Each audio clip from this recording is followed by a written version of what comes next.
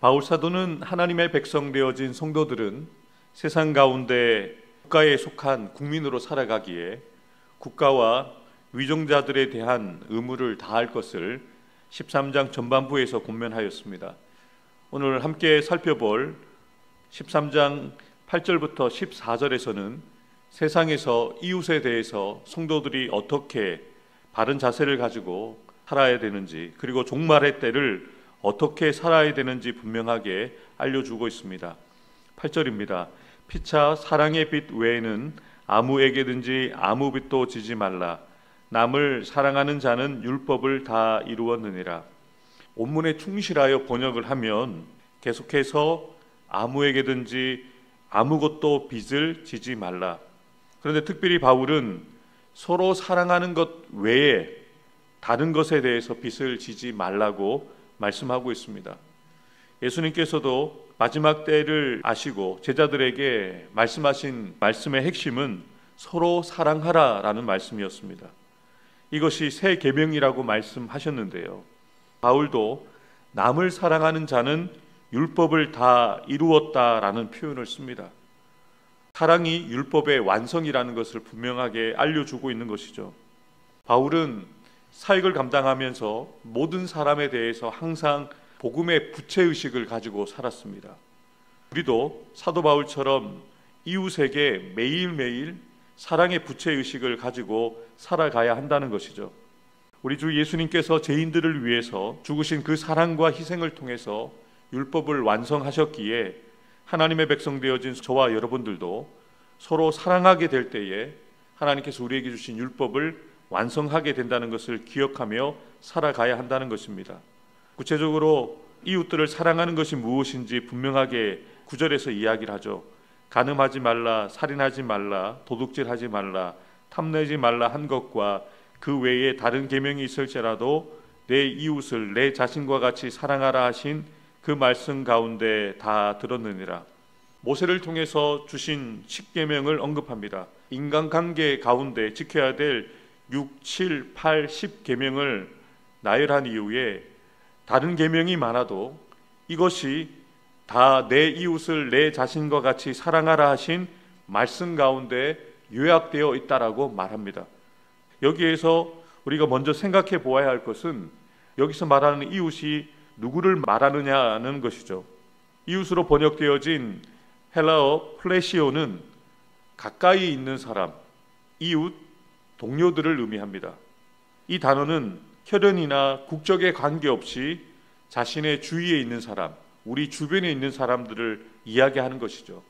저와 여러분들이 일상을 살아가면서 관계를 맺고 있는 모든 사람들이 다 나의 이웃이고 친구이고 동포라는 것입니다. 그래서 바울의 권면은 단지 교회 공동체 안에 있는 사람들, 성도들에게만 제한되는 것이 아닙니다. 여러분들이 만나게 되어지는, 여러분들이 관계하는 모든 사람들이 우리의 이웃이라는 것이죠. 예수님께서는 우리에게 원수까지 사랑하라고 말씀하셨습니다. 이웃의 범위가 더 넓어진 것이죠.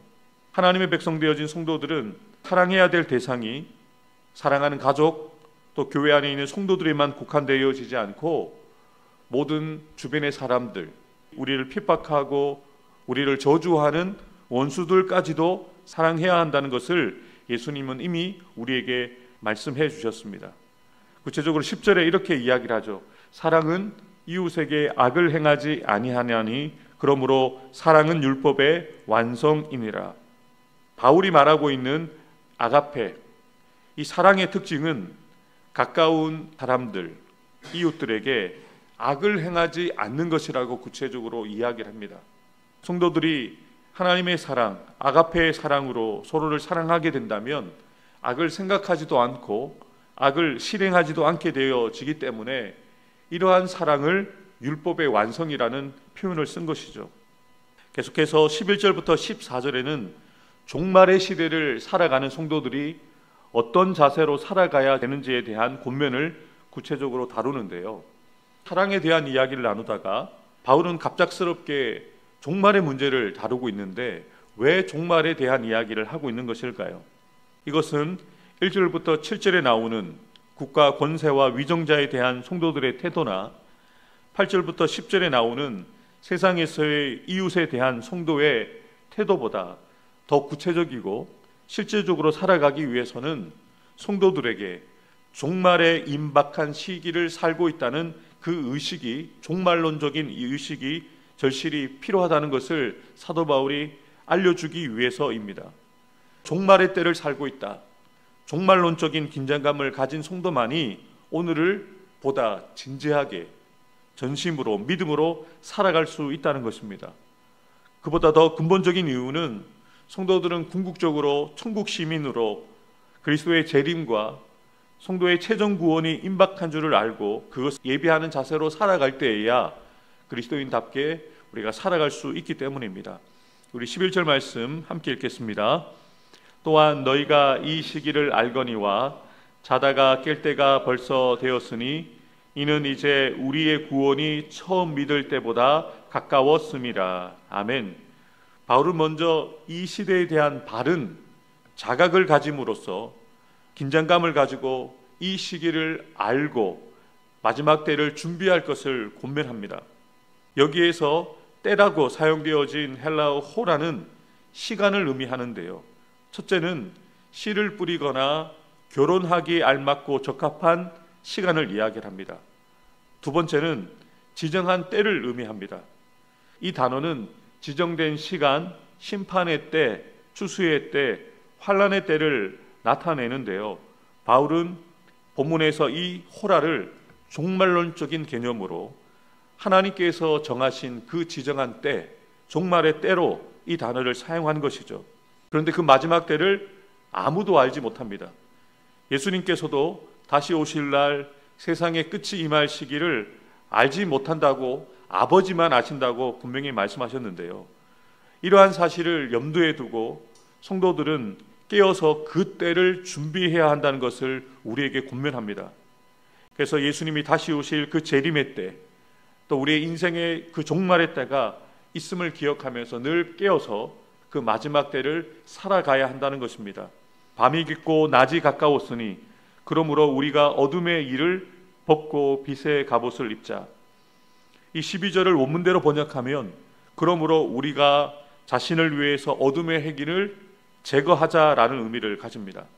잠자리에서 일어날 때 잠옷을 벗어버리듯이 어둠의 행위들을 벗어버리고 새 옷을 입어야 된다는 것을 알리기 위해서 어둠의 일을 벗어야 된다는 표현을 씁니다. 그리고 적극적으로 빛의 갑옷을 입자라고 이야기를 하는데요. 성경에서 또 본문에서 빛은 도덕적이고 종교적으로 성결한 생활, 거룩한 생활을 이야기를 합니다. 더 나아가서 그 마지막 때를, 영생을 소망하는 삶을 의미하는 것이죠. 성도는 도덕적으로 또 하나님 앞에서 성결함으로써 그리스도인으로서의 영예를 가지고 살아가야 하기에 어둠의 일들을 벗어버리고 빛의 갑옷을 입으라고 이야기를 하면서 구체적으로 이렇게 이야기를 하죠. 13절입니다.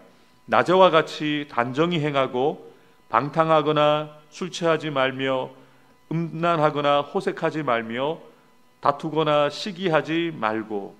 본문을 있는 그대로 번역하면 낮 동안처럼 단정하게 예절 있게 살아가자라는 의미입니다. 하나님의 백성 되어진 성도들은 이 땅 가운데서 항상 거룩한 모습으로 다른 이들에게 모범을 보여야 한다는 것이죠. 그러면서 우리가 궁극적으로 입어야 될 옷에 대해서, 우리가 살아가야 될 삶에 대해서 구체적으로 14절에 분명하게 밝히고 있습니다. 오직 예수 그리스도로 옷 입고 정욕을 위하여 육신의 일을 도모하지 말라. 아멘. 우리가 어둠의 그 일들을 벗어버리면 우리가 새로운 옷을 입어야 하는데요. 우리가 입어야 될 옷이 예수 그리스도의 옷을 입어야 된다라고 이야기를 합니다. 그래서 하나님의 백성 되어진 성도들은 언제든지 예수 그리스도로 옷을 입고 살아가야 한다는 것이죠. 우리의 삶이 예수님으로 덧입혀져야지만, 또 예수님과 연합할 때에만 우리가 하나님 앞에서 의롭다 인정도 받게 되어지고 우리가 세상 가운데서 예수님과 같이 성결한 삶을 살 수 있다는 것이죠. 골로새서 3장 12절부터 14절을 우리 함께 합심하여 읽도록 하겠습니다. 그러므로 너희는 하나님이 택하사 거룩하고 사랑받는 자처럼 국률과 자비와 겸손과 온유와 오래 참음을 옷 입고 누가 누구에게 불만이 있거든 서로 용납하여 피차 용서하되 주께서 너희를 용서하신 것 같이 너희도 그리하고 이 모든 것 위에 사랑을 더하라. 이는 온전하게 매는 띠니라. 아멘. 사도 바울은 로마서에도 이야기하는 것처럼 골로새 교회 성도들에게도 예수 그리스도로 옷 입으라고 이야기를 하는데요, 구체적으로 이야기를 합니다. 국률과 자비와 겸손과 온유와 오래 참음으로 옷 입는다는 것이죠. 예수님이 그렇게 사셨던 것처럼 국률하심과 자비하심과 나는 마음이 온유하고 겸손하다고 말씀하시고 오래 참으신 것처럼 우리도 예수님을 옷 입은 자로서 예수님처럼 그렇게 살아가야 되고, 결국에는 온전한 사랑으로 이웃들을 사랑하고 원수까지도 사랑하는 삶을 살아가야 한다는 것을 우리가 분명히 기억하고, 오늘 하루 비록 우리의 육신의 모습으로 살아가지만 영적으로는 예수 그리스도로 옷 입고 예수님처럼 국률과 자비와 온유와 겸손과 오래 참음과 사랑으로 살아가는 저와 여러분들 되기를 주님의 이름으로 축복합니다. 기도하겠습니다.